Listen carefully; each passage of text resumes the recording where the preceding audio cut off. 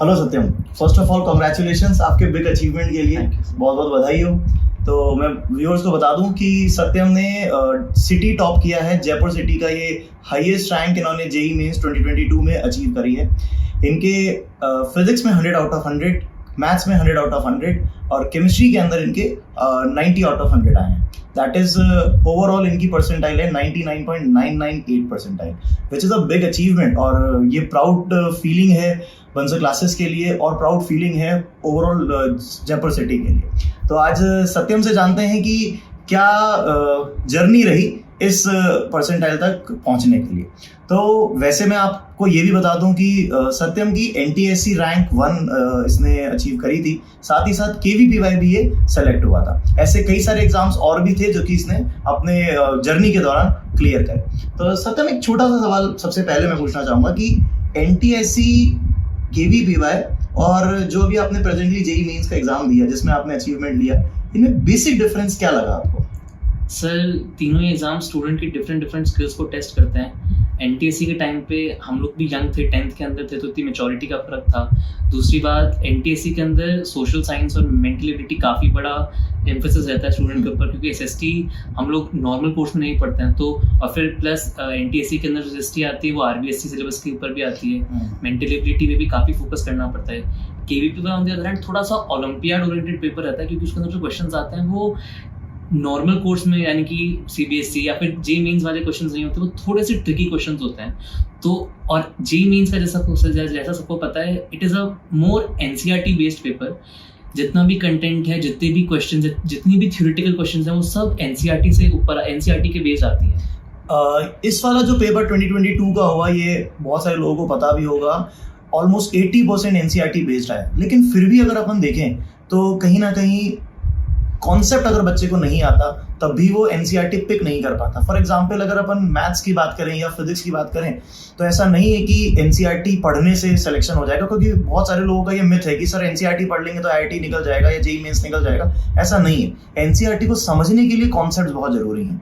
इस बार के पेपर में जो केमिस्ट्री का पेपर, जैसे कि मैं आपको बताऊं, बहुत ज़्यादा थ्योरेटिकल आया था। आप लोगों ने ध्यान दिया होगा, मतलब इतना थ्योरेटिकल था कि टेबल जो NCERT की होती हैं, अलग अलग शिफ्ट में अलग अलग तरह के क्वेश्चंस आए, लेकिन ऑलमोस्ट जो क्वेश्चन आए थे वो क्वेश्चंस अधिकतर टेबल बेस आए थे, जो पर्टिकुलर टू टेबल होती है NCERT की। इस आपके पेपर में भी शायद एक क्वेश्चन था इलेक्ट्रोकेमिस्ट्री का। उस क्वेश्चन में मतलब आपको क्या लगा कि मतलब क्या आपको टेबल पूरी याद करनी चाहिए?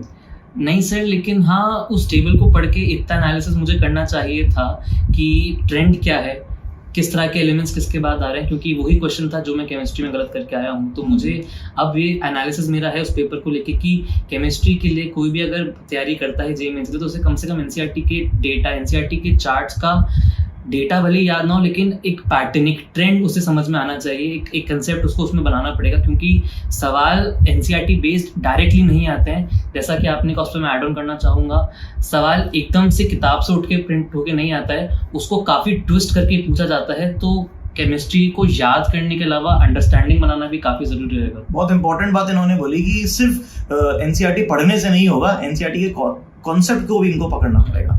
एक और चीज मैं सत्यम पूछना चाहूंगा कि मैंने तैयारी जो स्टार्ट करी 9 से, आप पढ़ रहे थे 9, 10, 11, 12 तो पढ़ी, आपका सिलेबस कब कंप्लीट हुआ यहाँ पर IIT का स्पेसिफिकली? मतलब कौन से मंथ, कौन से ईयर में आपने अपना IIT का कंप्लीट सिलेबस कवर अप किया?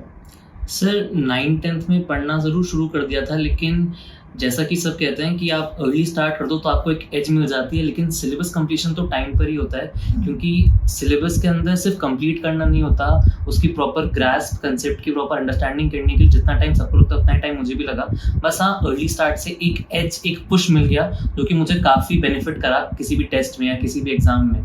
हमने सत्यम का जो बैच था उनके साथ में एक स्ट्रैटेजी फोर्स हमने प्लान करी, जो कि हम लोग अब ऑलमोस्ट हर स्टूडेंट के ऊपर अप्लाई कर रहे हैं।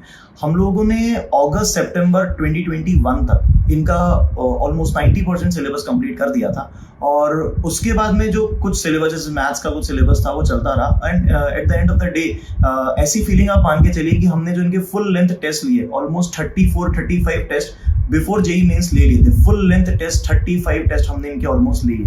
मेरे को लगता है कि शायद उसमें आपको सबसे ज्यादा हेल्प मिली होगी। सर, वो सबसे ज़्यादा बेनिफिशियल इसलिए था क्योंकि सिलेबस कंप्लीशन के बाद जब आप टेस्ट देते हैं तो आपका पास सवाल गलत करने के बाद ये एक्सक्यूज नहीं होता कि ये मैंने पढ़ा नहीं था, वेरी गुड, बहुत अच्छा। या फिर ये मुझे याद नहीं था, क्योंकि आपके पास अब है सिलेबस मैंने पढ़ लिया है, तो अब जो गलतियां होती हैं उन गलतियों का पिन पॉइंट कर सकते हैं कि ये टॉपिक या ये कंसेप्ट मेरा वीक है या मुझे याद नहीं है। यहाँ का बंसल क्लासेस का जो कंटेंट है, यहाँ के जो टीचर्स हैं, यहाँ का जो एनवायरनमेंट है, वो किस तरह से, ऑफ कोर्स वो हेल्पफुल तो रहा होगा, किस तरह से हेल्पफुल रहा एक न्यू स्टूडेंट जैसे अगर आपको ज्वाइन करता है बंसल क्लासेस को, तो उसके लिए आपको क्या लगता है कि कितना बेनिफिट हो सकता है? सर बेनिफिट उसके लिए ये है क्योंकि यहाँ पे 1-to-1 मैपिंग बहुत इंपॉर्टेंट रहती है। जेई के अंदर काफ़ी बार ये होता है कि आप बैच में जब पढ़ रहे होते हैं तो आपसे अगर बेहतर कोई बच्चा है तो उस पर ज़्यादा ध्यान दिया जाता है, तो उस कारण से आपके जो डाउट्स हैं हो सकता है वो थोड़े से अच्छे हो सकता है, कभी कभी खराब डाउट्स भी आते हैं किसी को, पर वो क्लियर नहीं हो पाते। यहाँ पर वो 1-to-1 मैपिंग का कंसेप्ट है जो कि मुझे काफ़ी बेनिफिशियल लगा, क्योंकि यहाँ पे हर स्टूडेंट अपने डाउट अलग से पूछ ले, चाहे बाद में पूछ ले चाहे क्लास में पूछ ले, लेकिन पूछ लेता था। मेरे बैच के अंदर भी हम लोग 15 स्टूडेंट्स का बैच बना था एक्सक्लूसिवली, उसके अंदर भी हर स्टूडेंट अपने डाउट्स कवर अप करके चलता था, तो हमारी परफॉर्मेंस से कभी बहुत वेरिएशन नहीं आता था, हम लोग एक स्टेडी परफॉर्मेंस परफॉर्म करके आते थे। हाँ, मतलब इनका जो बैच था, अगर हम उनकी बात करें तो ऐसा भी होता था कि रात को 10 बजे भी हो रहा है कोई डाउट क्लियर हो रहा है, कभी 11 बजे भी बच्चा डाउट पूछ रहा है, तो बच्चों के साथ में जुड़कर पढ़ने से काफी इंप्रूवमेंट आता है। तो ये तो खैर बंसल क्लासेस की हमेशा से यूएसपी रही है कि एक तो कंटेंट यहाँ का काफी स्ट्रांग रहा है, अलॉन्ग विद यहाँ पे ऐसा भी मान के चलिए जो टेस्टिंग प्लेटफॉर्म है, जो टेस्ट करने का तरीका काफी डेप्थ में क्वेश्चन बच्चों को दिए जाते हैं, सो दैट कि बच्चे की performance day by day increase हो। एट द लास्ट एक छोटा सा और सवाल है कि अगला जो जेई मेंस आप अगला अटेम्प्ट आप देंगे और जेई एडवांस देंगे, उसके लिए अभी प्रेजेंटली क्या तैयारी कर रहे हैं?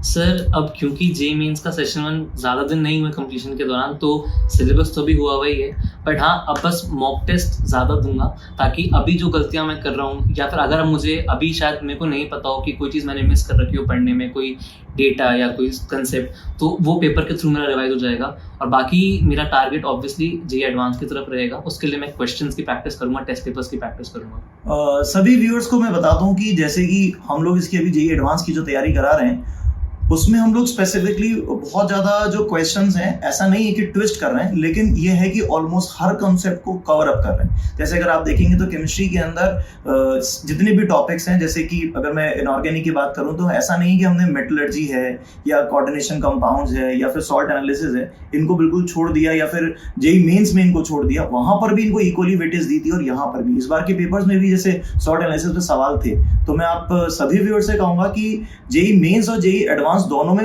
इनिशियली कॉन्सेप्ट क्लियर करना बहुत जरूरी है।